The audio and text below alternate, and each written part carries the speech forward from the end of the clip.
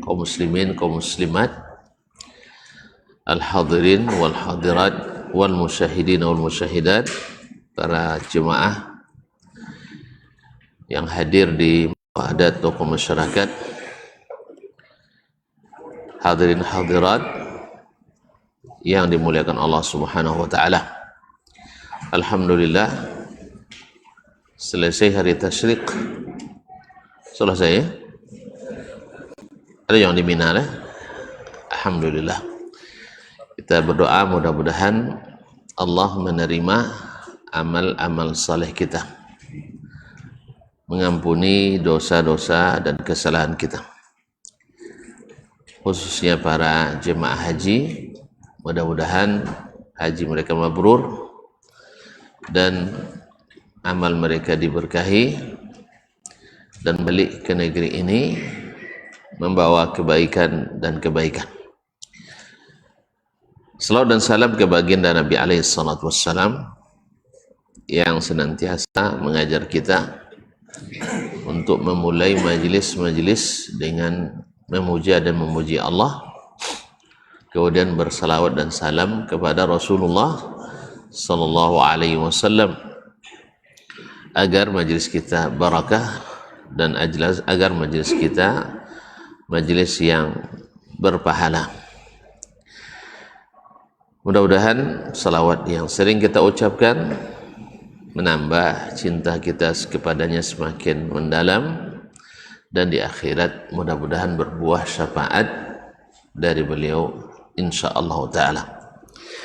Bapak dan Ibu kaum muslim dan muslimat dirahmati Allah, selanjutnya kita pula berdoa untuk para orang tua kita, para guru, para sahabat, teman dan karib kerabat, serta seluruh kaum muslimin dan muslimat. Mudah-mudahan Allah mengampuni yang telah pergi dan memberikan taufik dan hidayah bagi yang masih ada di atas permukaan bumi. Kenapa kita mendoakan? Karena kita juga butuh didoakan. Dan ketika kita mendoakan kaum muslimin dan muslimat, malaikat mendoakan kita, Allahumma amin walaka mithluh. Dan Nabi alaihissalam mengatakan, man da'a li kulli muslimin wa muslimat, seorang siapa yang mendoakan orang-orang muslim dan muslimah, maka Allah memberikan dia kebaikan sebanyak kaum muslimin dan kaum muslimat. Mudah-mudahan kita pun didoakan pula oleh orang lain. Kan berdoa orang di Makkah oleh muslimin wal muslimat, masuk pula kita.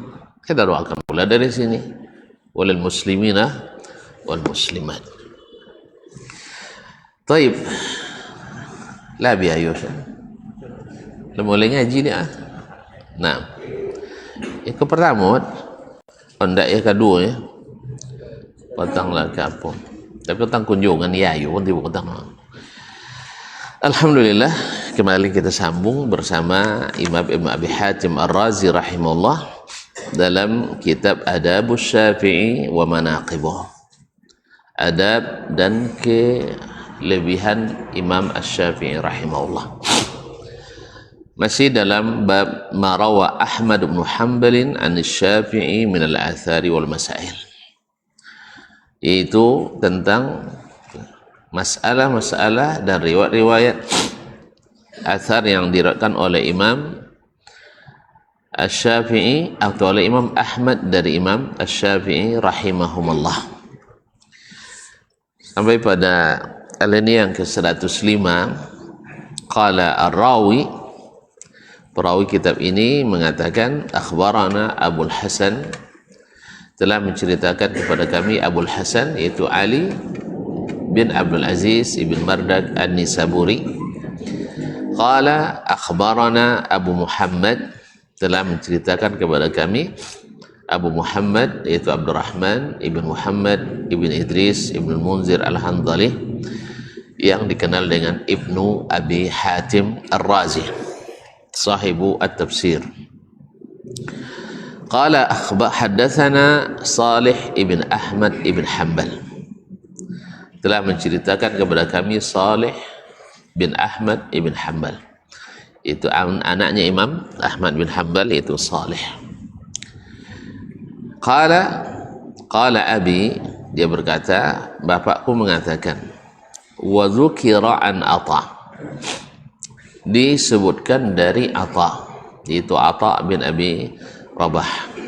Atha bin Abi Rabah, Imam Tabi'in di Makkah pada masanya, oleh Khalifah Harun ar-Rasyid atau yang lainnya, mengatakan di musim haji tak boleh berfatwa kecuali Atha bin Abi Rabah, jadi mufti haji, karena beliau memang ulama yang paling faqih di masanya di Hijaz, khususnya di Makkah.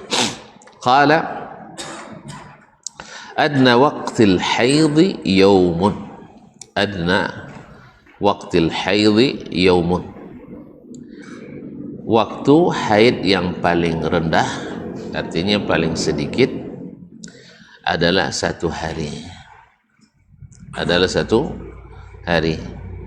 Ini pendapat jamaahirul ulama, para ulama, jumhur ulama semuanya atau hampir semuanya mengatakan satu hari.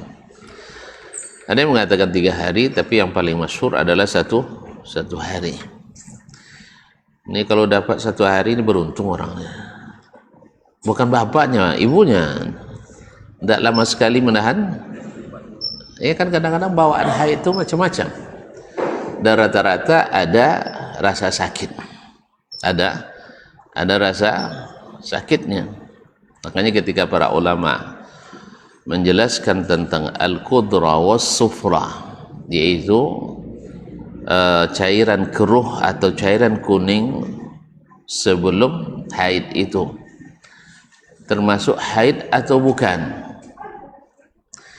sebagian mengatakan tidak masuk, sebagian mengatakan masuk, dengan catatan kalau ada rasa sakitnya seperti sakitnya haid, maka dia termasuk haid, yaitu cairan keruh agak kecoklatan, atau as-sufra atau kekuning-kuningan atau kuning, itu kalau sebelum haid dihitung sebagai haid apabila ada rasa sakit haid, apalagi kalau datangnya di masa yang biasa, karena sebagai para wanita itu haidnya ada yang teratur, yaitu pada waktu yang tertentu,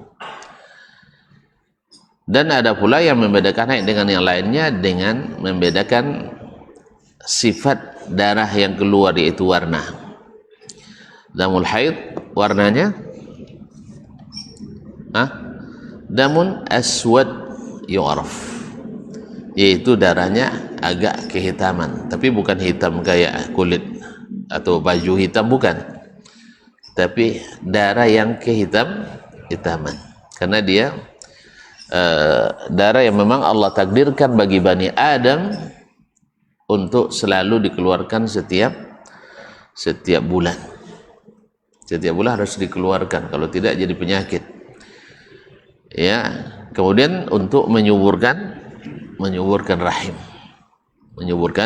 rahim bagi wanita. Nah, sekurang-kurangnya haid itu adalah 1 hari, ini pendapat jamaahirul ulama, dan sebanyak-banyaknya 15 hari juga pendapat jamaahir. Ada pula yang mengatakan tiada batas banyaknya. Kalau isul tiada batas, selama masih ada ciri-ciri haid padanya, maka tetap dianggap sebagai haid.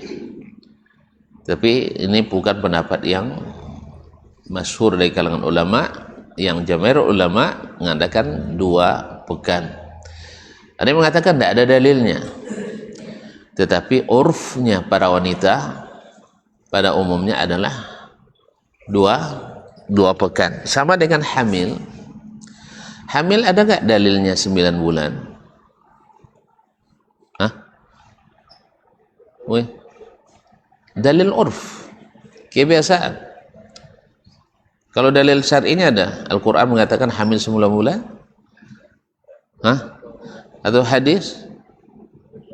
Tapi atau jumhur ulama mengatakan bahwasanya, atau hampir ijma mengatakan kehamilan itu 9 bulan. Karena memang rata-rata 9 bulan. Itulah sebabnya Umar bin Khattab radhiyallahu taala anhu ketika ada seorang laki-laki yang komplain istrinya ke khalifah, baru menikah 6 bulan bukan sudah hamil biasa tuh sudah melahirkan. Kalau 6 bulan hamil bagus lah tuh. Nah, ini baru 6 bulan menikah sudah melahirkan. Maka Umar memutuskan wanita ini bersalah sebab kehamilan rata-rata 9 bulan.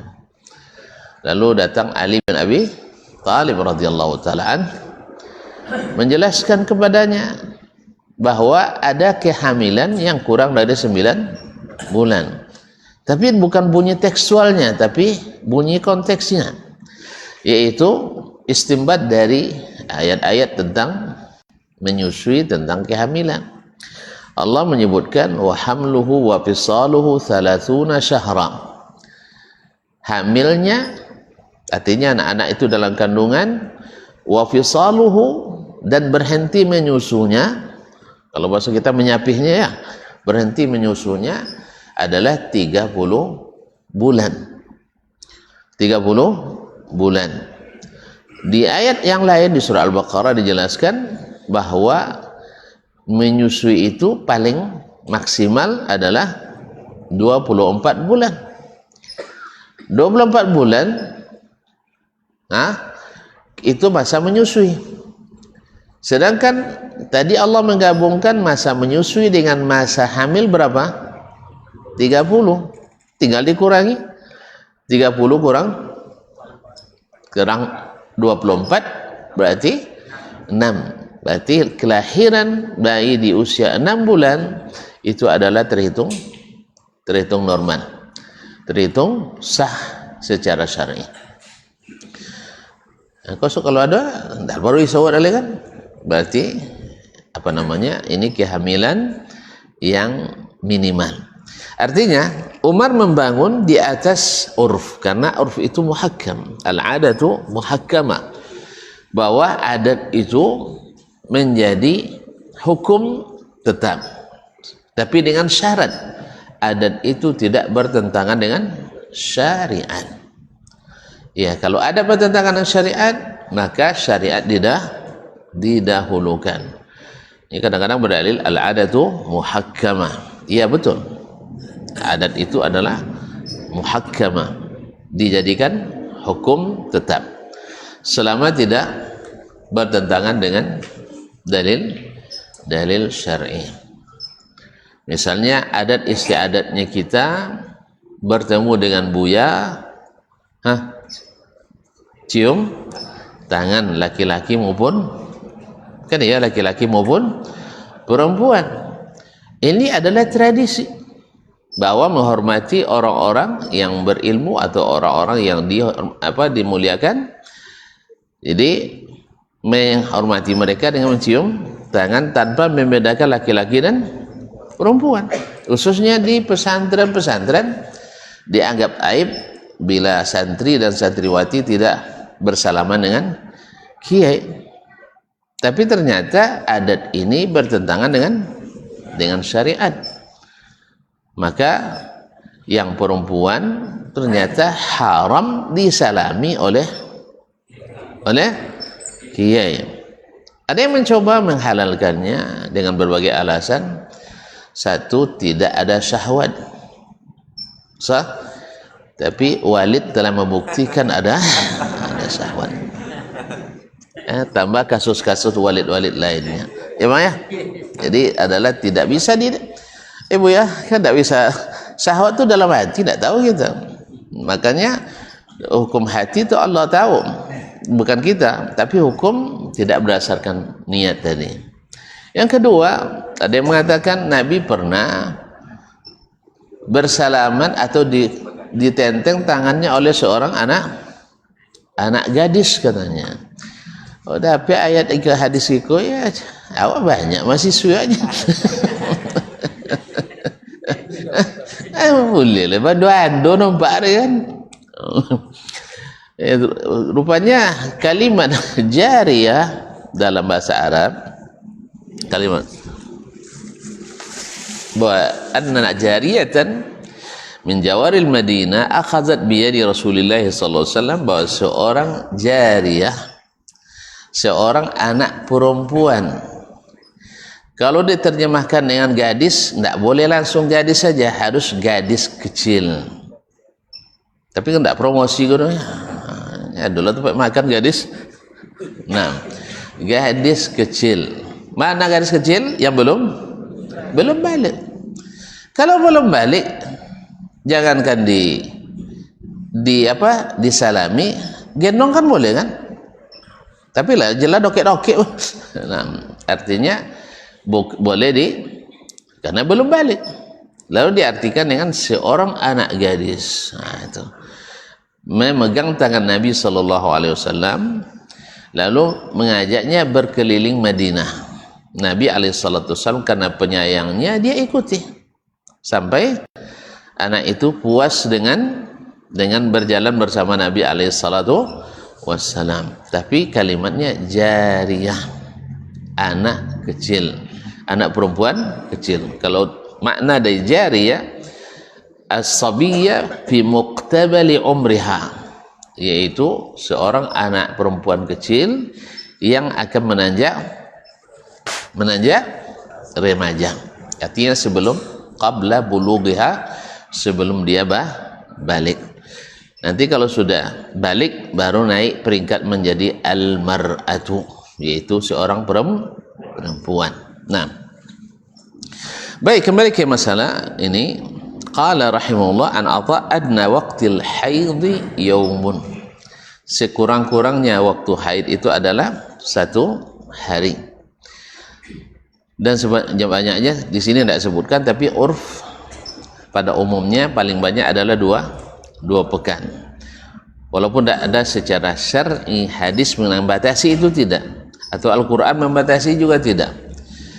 Tapi uruf yang terjadi paling banyak adalah 9 bulan. Menangis bapak dua pekan atau 15 hari. Itu pada umumnya. Ada yang lebih, ada yang yang kurang, tentu banyak. Ada yang lebih, tapi itu kejadian yang jarang. Macam kehamilan tadi, ada yang lebih dari 9 bulan, ada yang sampai 4 tahun hamil, ada, tapi kejadian langka. Dan ini pernah dilaporkan ke Imam Syafi'i rahimahullah, seorang perempuan di Yaman hamilnya berapa lama? 4 kali Ramadan. Berarti 4 kali Ramadan? Hah? Tak bayar fidyah tahu. Nah, jadi karena hamilnya 4 tahun. Ya, kalau dihukum urf biasa, hamil paling lama 9. Tapi ini luar biasa. Sama juga kembar. Orang kembar rata-rata 2. Tapi ada yang kembar 3. Terus ada yang 9, ada yang 14. Masya Allah. Kalau dalam ingatan saya baru ada yang saya dapat keberitanya, kembar paling banyak 14 orang. Selamat pula semua tuh, Masya Allah. Hah? Mau bicara dulu. Sampai boleh. Hah? Itu dia. Jadi pikir, kalau pikir Pak Niang ada. Jadi tapi kalau ada hadapan awak pasti ada jalan keluarnya. Apa salah bagian-bagian kau aku malah. Mana nak punya anak bagian kayaknya. Jadi kaum muslimin dan muslimat dirahmati Allah SWT, kalau zaman sekarang kan sudah banyak kemajuan, bisa dengan susu formula dan sebagainya, atau bisa saja dengan cara disusui oleh orang lain. Ala kulli hal, tapi kan jarang tuh, jarang terjadi. Kalau sempat terjadi pasti dibantu oleh penguasa, pemerintah, sah? Wow, awak nak bantu ya? Hah? Tak jurus ya? Subhanallah. Wah, awak apa nakui tapi anak ya? Kalau di luar negeri, kalau dapat yang seperti itu, disubsidi. Ada dulu di Arab Saudi itu anaknya 50. Bini ampeknya. Bini ampeknya anak 50. Itu disubsidi semuanya oleh pemerintah. Yang parah tak apa nama anak ada. Anta man Amr wala Umar. Anta Abdullah wala Ubaidullah. Sampai lupa nama anak. Kalau awak macam bisa aja kan, salah akal kan 25 kan lupa sebagian kan. Jadi itu dia. Hai, ta'al. Anta man? Kamu siapa?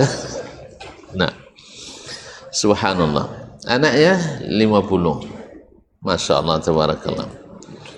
Rumusnya kan ke awak tambah atau kurang tak habis 194 juta. Bertambah bang.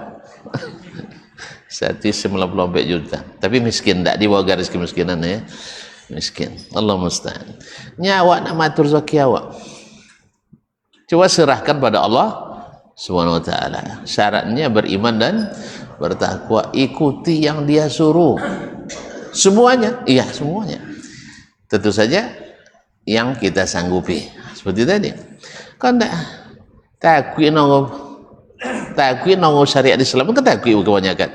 Kan ya? Kebanyakan umat Islam hari ini dengan syariat Islam takwi atau kecinan? Takwinya. Terbayang tangan ke pontong sodonya. Terbayang tangan kan pontong. Nah, justru menjadi semakin aman. Dia kalau nak tahu ambil data di PBB sana bahwa tercatat negeri paling aman adalah negeri yang menerapkan syariat Islam. Itu paling aman. Semini di Chicago Amerika sama dengan 30 tahun di Arab Saudi. Nah, cuman media selalu buang-buang. Apa sebab? Nyawa mau lasak babezo jenyo kan ya? Babezo. La iswahabi nan dia pondok Syiah kan memperburuk dan memperkeruh masalah. Padahal kalau tengok-tengok kalau kecelakaan lalu lintas paling banyak di Iran, di Syiah. Tak teratur kan. Allah musta'an. Ala kulli hal. Jadi kata Imam Ahmad diriwayatkan daripada Atha bin Abi Rabah adalah sedikit-sedikit waktu ayat adalah 1 hari. Qala abi, ayah saya berkata, wa kadza kana Asy-Syafi'i yaqul yaum. Ini juga pendapat Imam Asy-Syafi'i, yaitu haid itu paling sedikit adalah 1 hari 1 malam. Seperti yang juga diriwayatkan oleh Imam Ahmad dari Imam Asy-Syafi'i rahimahullah ta'ala. Ini dapat dalam kitab Al-Awsat Ibnul Munzir dan riwayat Abu Fadl Az-Zuhri dalam hadis Abu Fadl Az-Zuhri dengan sanad yang sahih. Qala, kemudian selanjutnya akhbarana Abu Hasan, telah menceritakan kepada kami Abu Hasan Ali ibn Abdul Aziz ibn Mardak Al-Nisaburi. Qala hadatsana Abu Muhammad, telah menceritakan kepada kami Abu Muhammad, yaitu Abdurrahman ibn Muhammad ibn Idris ibn al-Munzir Al-Hanzali yang dikenal dengan Ibn Abi Hatim Ar-Razi. Qala hadatsana Salih ibn Ahmad ibn Hanbal, telah menceritakan kepada kami Salih ibn Ahmad ibn Hanbal, anak Imam Ahmad bin Hanbal rahimahullah. Qala, dia berkata, qala abi, bapakku berkata, qala Asy-Syafi'i, berkata Asy-Syafi'i rahimahullah, al-qassatul bayda huwa syai'un yatba'ul haidha abyad fa idza ra'at zalika tahurat. Al-qassatul bayda, yaitu cairan putih yang keluar dari farjinya wanita. Huwa syai'un, adalah cairan yatba'ul haidah, yang mengikuti masa haid. Artinya keluarnya di akhir masa haid. Kalau tadi al-qudra wa sufra, cairan keruh dan kuning tadi, bisa di depan, bisa di belakang. Bisa di depan, bisa di belakang. Kalau di depan artinya sebelum masa haid tadi.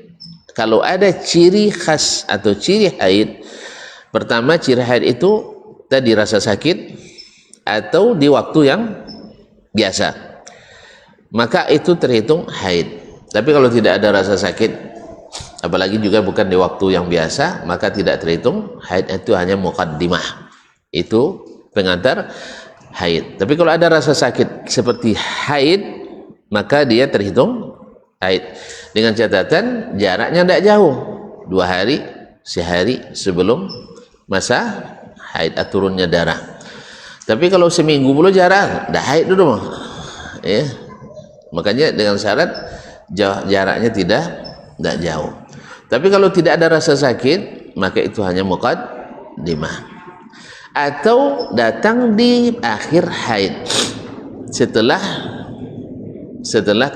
berhentinya darah haid, lalu dia keluar, baik langsung ataupun tidak. Misalnya sehari setelah itu turun lagi dia seperti itu, warna keruh atau warna coklat atau kuning, lalu badan sudah masa suci, maka itu tidak terhitung haid lagi. Seperti kata Ummu Atiyah radhiyallahu anha, kunna la na'uddu as-sufrata wal qudrata ba'dal haidhi syai'an. Dulu kami di masa Nabi alaihi salatu wassalam, yaitu qudrah, cairan keruh, wasufra, dan cairan kuning yang keluar setelah haid, bukan di masa haid ya, setelah haid, itu tidak dianggap haid. Itu kalau datangnya di belakang masa haid. Nah sekarang yang kedua, bukan cairan keruh dan bukan pula cairan kuning, tapi adalah cairan putih, sebut dengan al-qassatul bayda. Al-qassatul bayda kadang-kadang seperti benang putih. Huwa syai'un yatba'ul haid, biasanya keluar mengikuti haid, artinya setelah selesai haid. Fa iza ra'at zalika tahurat, bila seorang wanita melihat benang putih tadi atau cairan putih tadi setelah haid atau di ujung masa haid, maka dia sudah suci, artinya sudah boleh melaksanakan sholat, bahkan sudah wajib melaksanakan puasa, dan sudah boleh didekati oleh suaminya kalau sudah bersuami. Tapi kalau belum, tidak boleh juga dekati. Ya, sebab kadang-kadang sebagian kiai lupa, dia kadang menjawab. Pernah dulu di jawaban fatwa kiai di bulan puasa, kiai, saya bekerja dengan pacar saya sekantor, katanya. Di bulan puasa dia mencium saya, katanya. Nah, apa jawaban kiai waktu itu? Berciuman di puasa itu tidak membatalkan puasa. Salah jawab kiai. Ini dikoren kan. Jadi berciuman di waktu puasa tidak membatalkan puasa. Soalnya itu kan dijawab orang, wah tidak boleh cium dak lurus sebelum ada SIM. Sebelum ada surat izin mencium, tak boleh mencium. Nak puasa, tak puasa, itu tidak boleh. Nah, asal itu boleh jawab, la salah SIM mencium, maka ketika mencium di bulan puasa. Ini perlu diingatkan, kadang-kadang sebagian orang tidak mengetahui itu. Jadi yang kecil dijawabnya, yang besar tidak dijawabnya. Nasallallahu alaihi wasallam, mungkin terlupa. terlupa. Semoga Allah memaafkan kita dan memaafkan beliau. Wa syarriyat ba'ul haidha abyad, yaitu yang mengikuti masa haid berwarna putih. Fa iza ra'at zalika tahurat, apabila dia melihat itu maka dia suci. Wanita untuk mengetahui selesai masa haidnya dengan beberapa cara.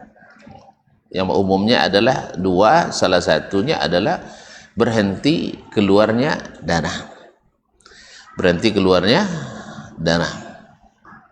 Tadi sudah disebutkan darah haid itu adalah darah yang diketahui, yaitu berwarna kehitaman dan dia diketahui.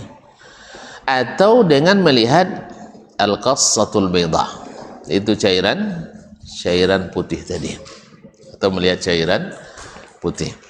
Jadi ini menyelesaikan banyak keraguan para kaum wanita. Kadang-kadang kan haidnya berhenti setengah hari, mesti datang lagi kan.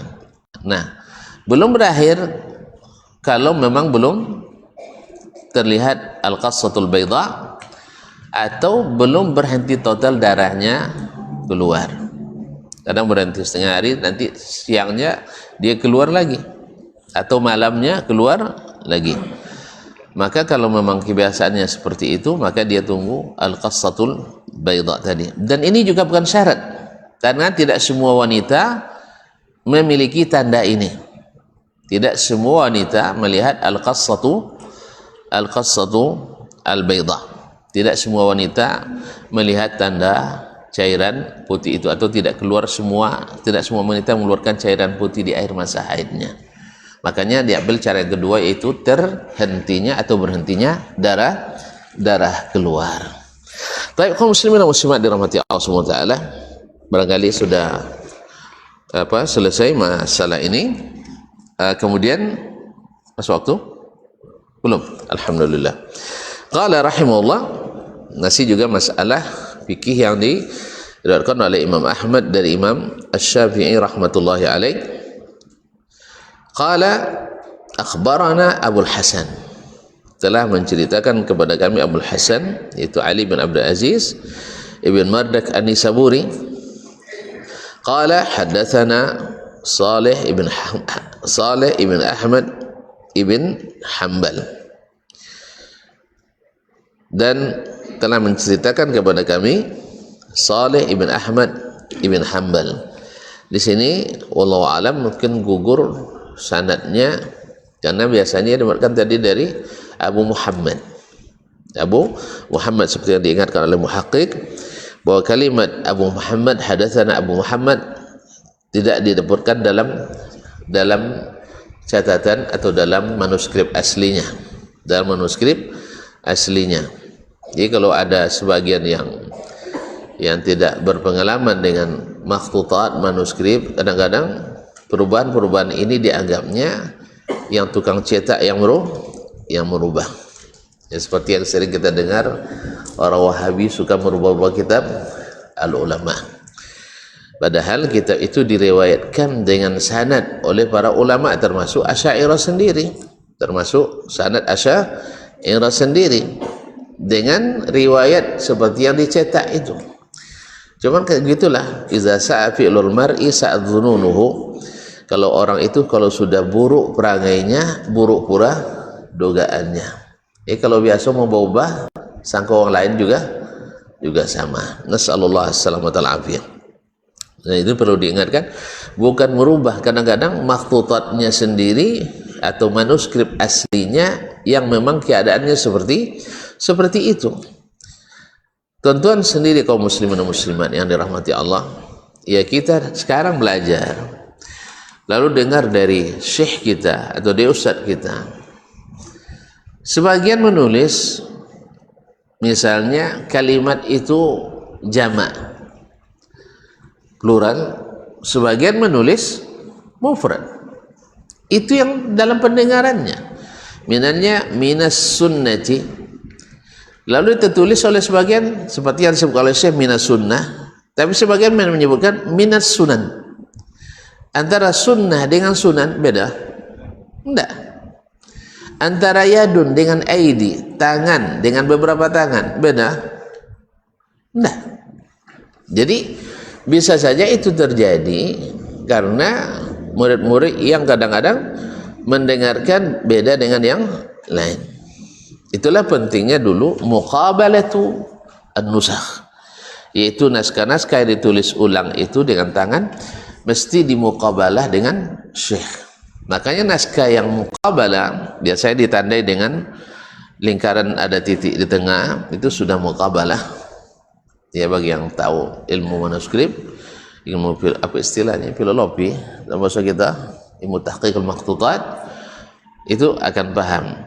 Tapi kalau tidak biasa, maka dikatanya adalah merubah-rubah kitab ulama. Memang ada sebagian yang penerbit yang tidak teliti dalam masalah ini, itu memang ada. Misalnya kalau dulu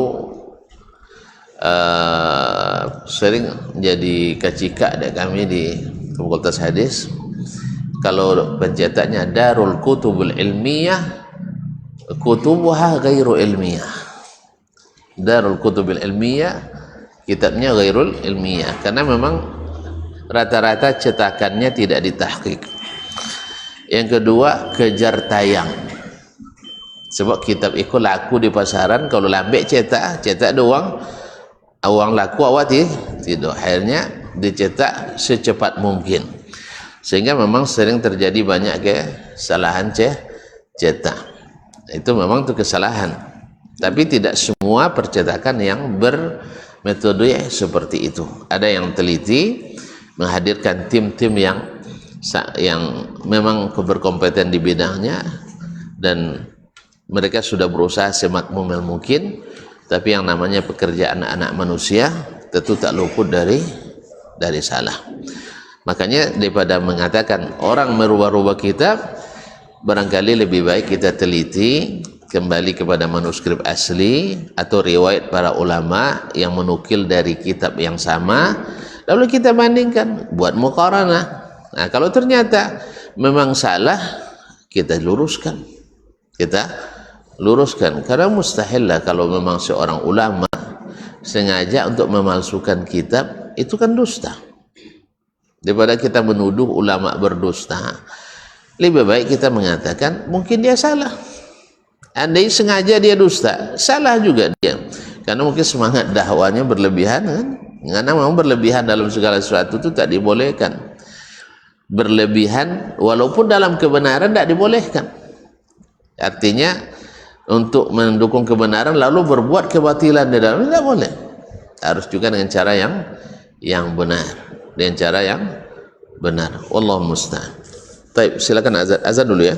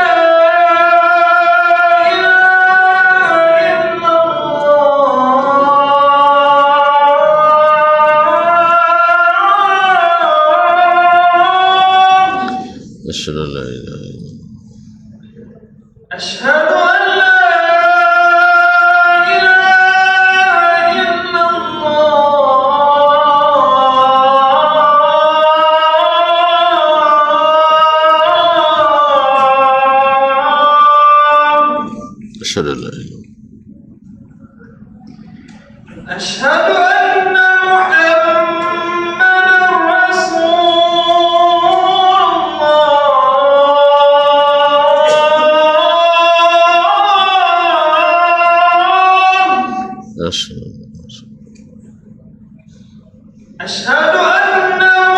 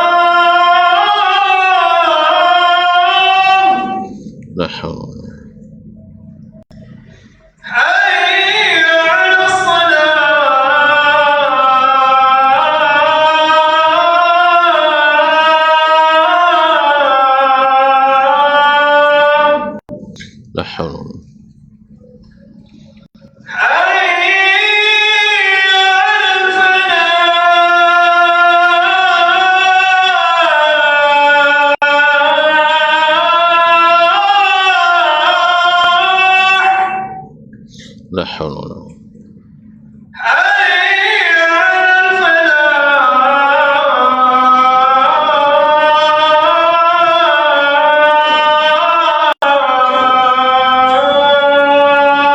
la haula. Allahu Akbar,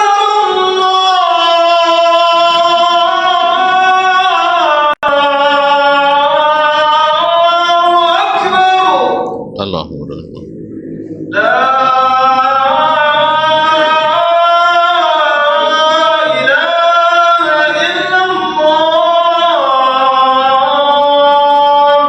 Wa salatul qalam.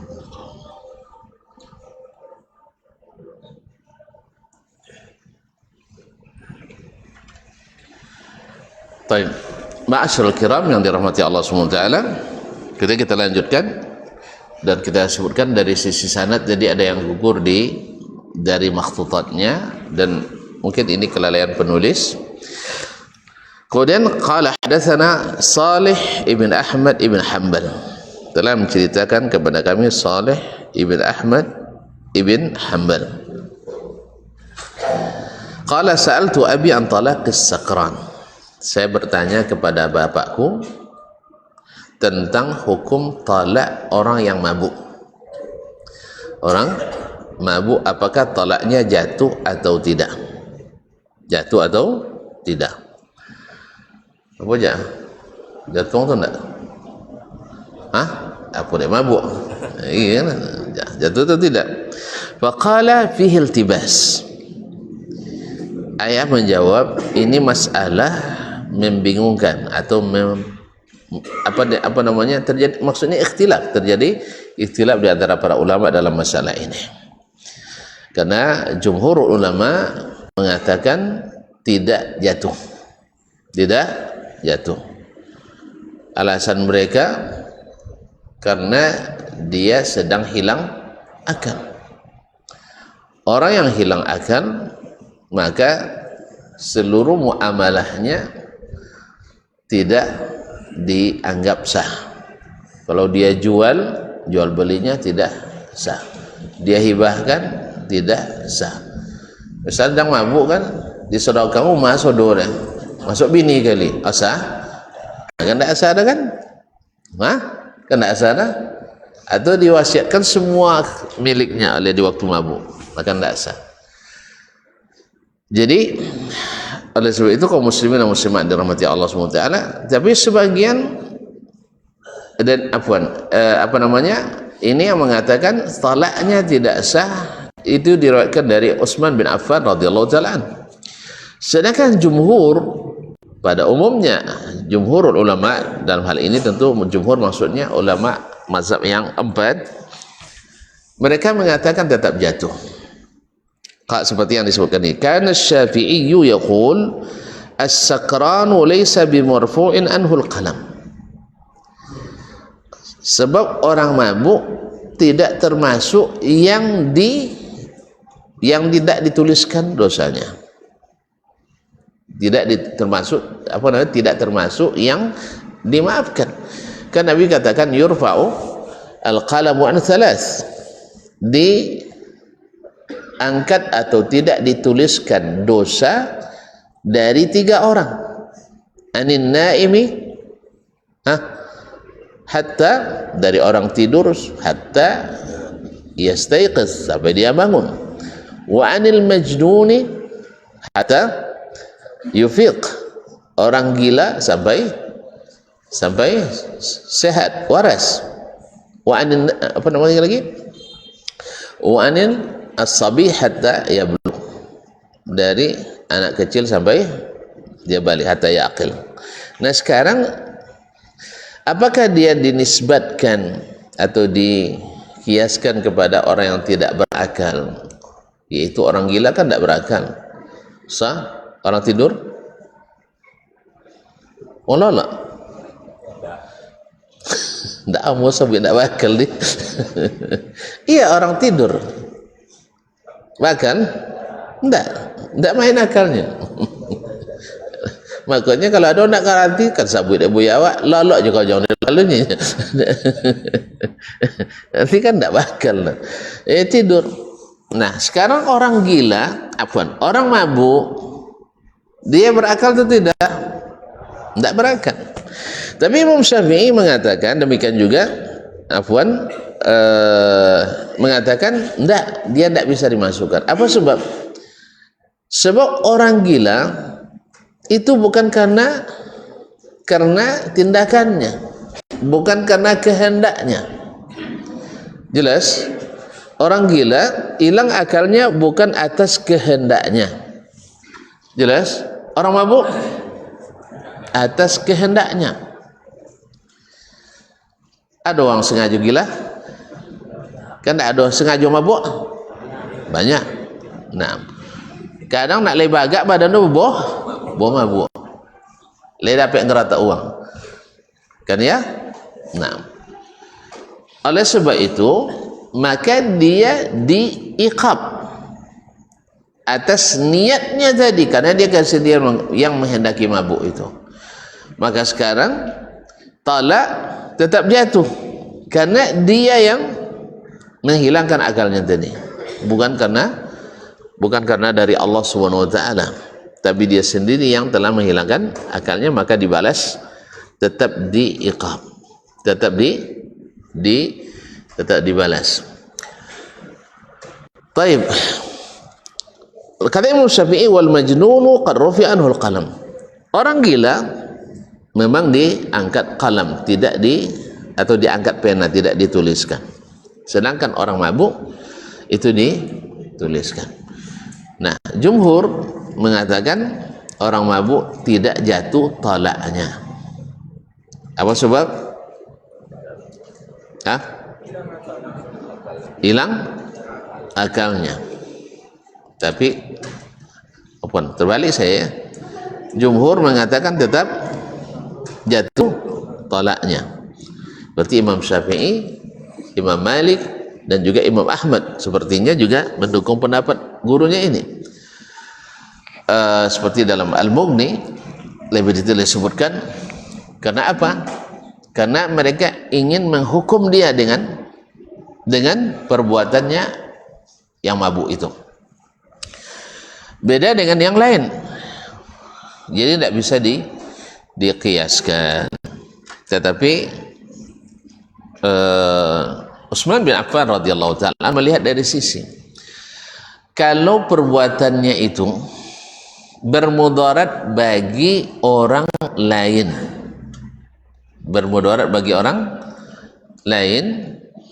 maka dia tidak dimaafkan. Misalnya mencuri dia ketika mabuk, dimaafkan? Mencuri dia ketika mabuk, dimaafkan? Tidak. Kenapa? Lah joleh mungkin uang.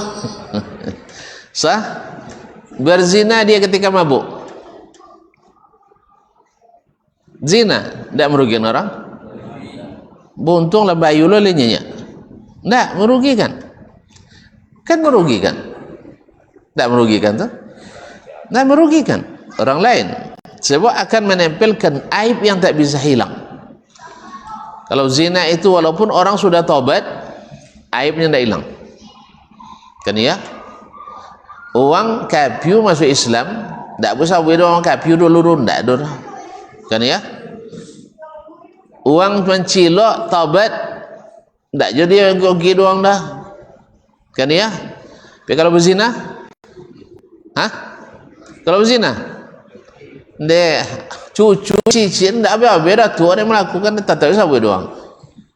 Nak melamar ke situ deh yang abangnya ni.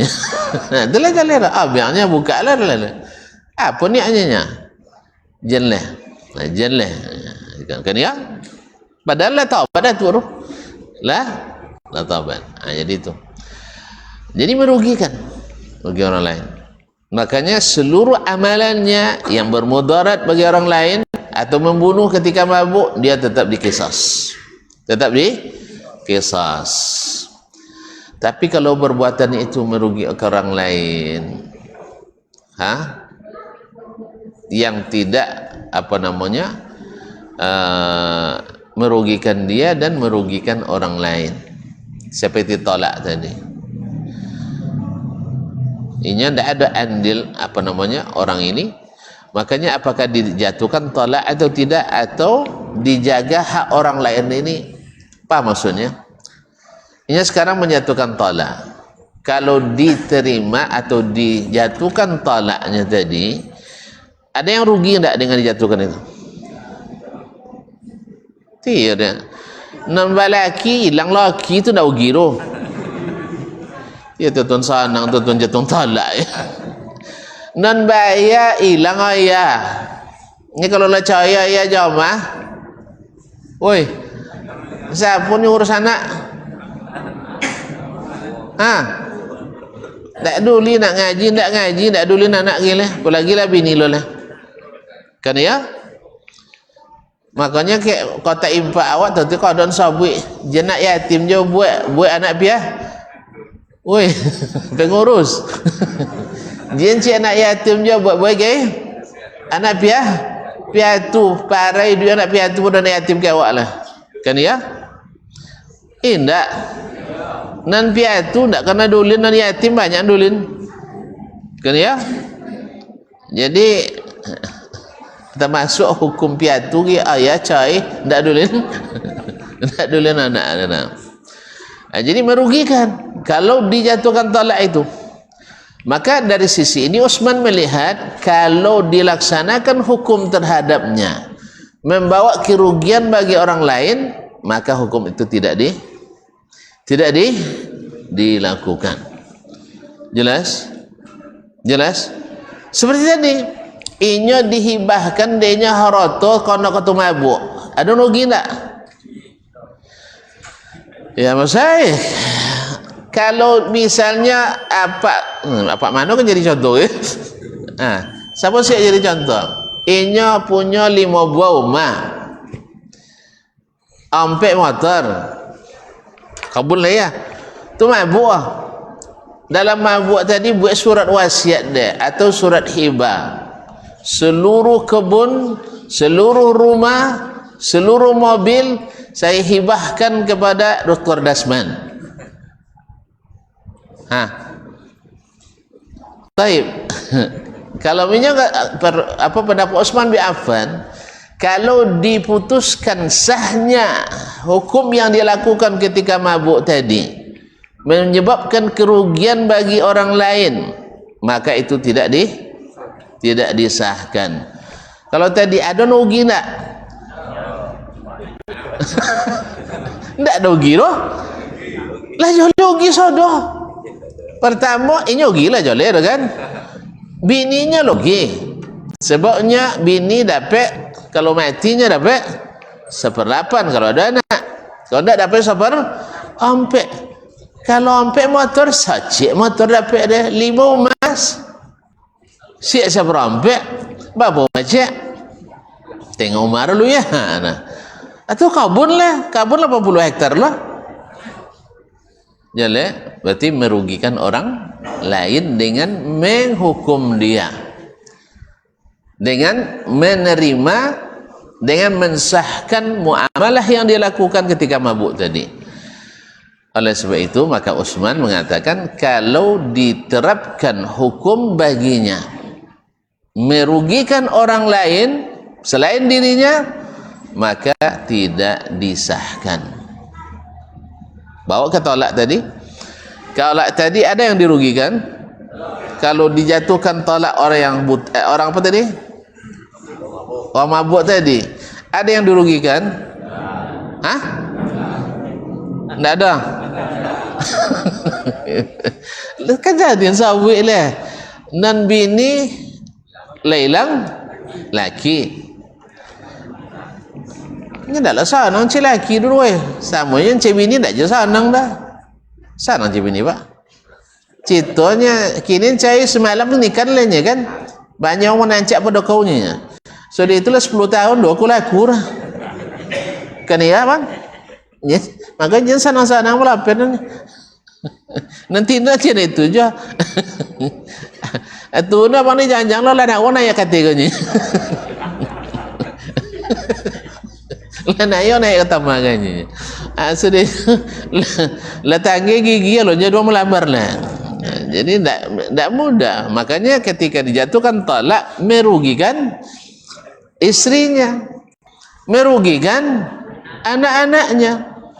Oleh sebab itu maka Utsman mengatakan tidak dijatuhkan talak orang yang sedang mabuk.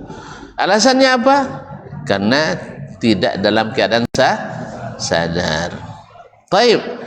Lalu kata Imam Syafi'i, kan dia yang buat sadar dia sendiri, maka kita hukum dengan ini kata. Taib, betul kita hukum.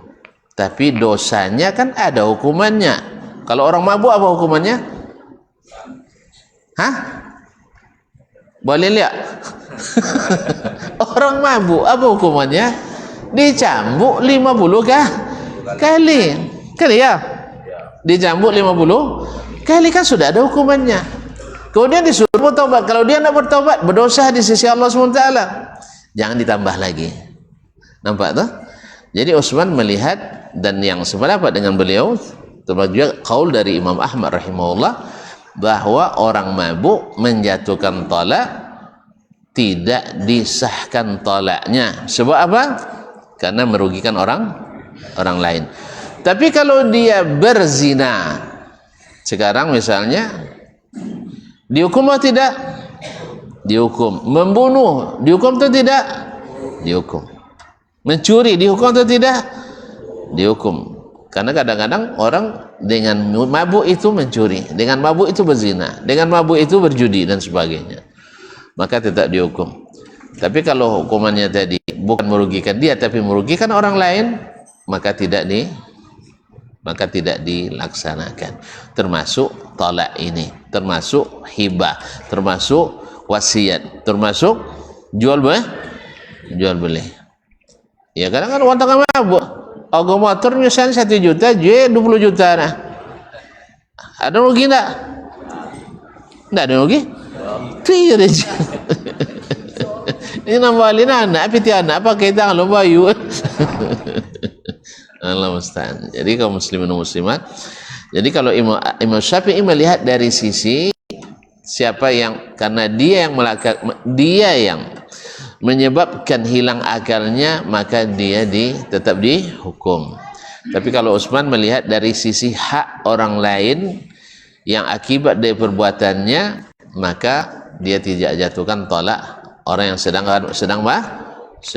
mabuk. Wallahu alam. Wa qala Az-Zuhri, berkata Imam Az-Zuhri, itu imam yang masyhur, Muhammad ibn Muslim bin Ubaidillah bin Abdullah bin Al-Harith bin Hisham, yang pertama mengumpulkan hadis secara besar-besaran atas perintah Amir Mukminin Umar bin Abdul Aziz. Dia mengatakan huwa bimanzilatis safih. Ini orang samakan atau disamakan dengan orang safih, yaitu orang yang bongak-bongak alang. Tahu bongak alang ni? Tahu? Hah? Nanamu di suasungnya. Kamu di suasung tidak bakal bawa orang. Piantin kaji itu yang biang 1 ibunya mujir kan, 50 ibunya. Atau kamu di opongnya tidak banyak, tidak ada pikirannya nak. Bongak alang atau bongak banok. Bongak sepi, orang yang dungu. Ya juzu talaquhu. Orang ini talaknya disahkan. Wala yajuzu bai'uhu wala syira'uhu. Tapi jual belinya tidak disahkan. Alasannya apa? Kalau kata Ibnu Abi Hatim, wa hadzal yanqas. Ini tidak masuk dalam qiyas. Apa sebab? Iza jaza talaquhu fa bai'uhu wa syira'uhu jaiz. Kalau sah talaknya, jual belinya juga sah. Apa sebab? Sama-sama transaksi, sama-sama akad. akad jual beli yang memerlukan akad nikah atau talak juga memerlukan akad. Maka pembedaan ini dikritisi oleh Ibnu Abi Hatim rahimahullah, tidak sesuai, tidak logis. Apa sebab? Karena dasar talak disahkan dan jual beli disahkan kalau orang itu berakal. Ini sama-sama tidak berakal, maka tolaknya, kalau jatuh tolaknya, jual belinya juga harus disahkan.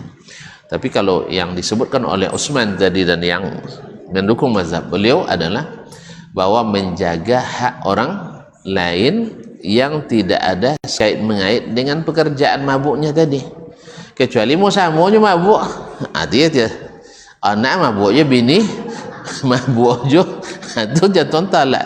Tidak ada kan dipertimbangkan lah, dibailah dong, mosong diceraikan. Tapi tidak, bini tidak toto, anak tidak toto, tapi hanya tertimpa musibah. Maka Syekh bin Baz rahimahullah memfatwakan yang seperti ini, bahwasanya talak orang mabuk tidak dijatuhkan, menjaga hak istrinya, menjaga hak anak-anak dan keluarganya. Wallahu ta'ala alam. Dan maksud daripada ini adalah membuktikan bahwa Imam Ahmad rahimahullah banyak belajar dari Imam Asy-Syafi'i rahmatullahi alaih. Karena kitab ini kan bertujuan menunjukkan kelebihan Imam Asy-Syafi'i dan keutamaannya. Dan ini diakui oleh murid-muridnya, diantaranya yang terbesar adalah Imam Ahmad bin Hanbal rahimahullah ta'ala. Tak segan-segan beliau menukil pendapat gurunya tadi, karena beliau paham bahwa ban barakatil ilmi azuhu ila ahlihi. Ilmu yang barakah itu adalah mengakui dari mana dapatnya. Jadi kalau orang tidak menyebutkan, tidak mengakui ilmu dari seseorang, berarti tidak barakah ilmunya.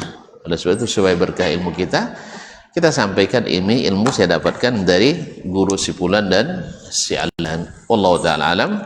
Wa sallallahu ala nabiyyina Muhammad wa sallam. Mohon maaf dan terima kasih sampai di sini. Sampai jumpa kembali di lain waktu. Dan ya, sanolah sudah ini ya. Selamat hari raya Idul Adha. Taqabbalallahu minna wa minkum. Wassalamualaikum warahmatullahi wabarakatuh.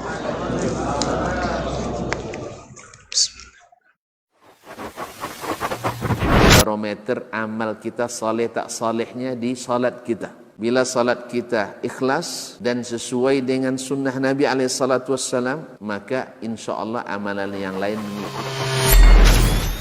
Ini aktivitas ini membantu saya di akhirat atau akan menyulitkan saya di akhirat? Kalau seandainya perbuatan itu ternyata akan menyulitkan kita di akhirat kelak, tinggalkan perbuatan itu. Anta ni'mal jund.